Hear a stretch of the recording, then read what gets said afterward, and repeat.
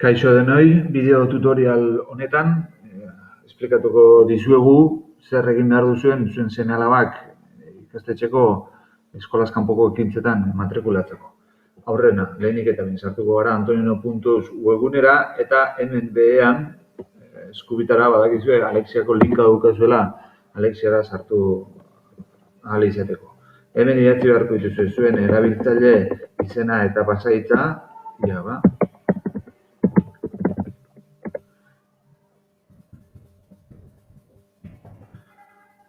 eta behin sartzea lortzen dugunean, ezkerretara, kasu honetan erdaraz dauzkagu jarrita, baina euskaraz ere berdin azaltzen da, extraescolar jartzen den hontan, eskolaz kanpoko ekintzan hontan, kontu izan behar duzue, hemen azaltzen den gezitxoan egin behar duzuelako klik, bertoaz edo ikusi denak azaltzen den hontan, gezitxo honetan egin behar duzue klik. Behin klik egindakoan, topatuko dituzue zure seme-alabarentzako prestatutako edo ikastetxeak eskaintzen dituen eskolaz kanpoko ekintza guztiak. Kasu honetan, DBH-ko ikasle bada eta azaltzen da mekanografiako apuntatu ahal izango luke edo antzerkira edo robotikara.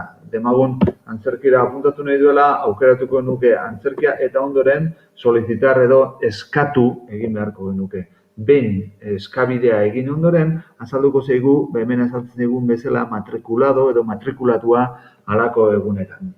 Seme-alaba bat baino gehiago izango bagenu eskola matrikulatua, hemengo menu honetan menu hau irekiko genuke eta aukeratuko genuke beste seme-alaba.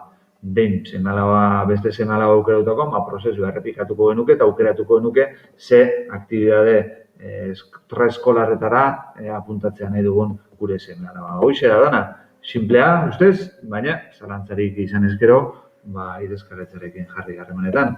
Eskerrik asko, aio.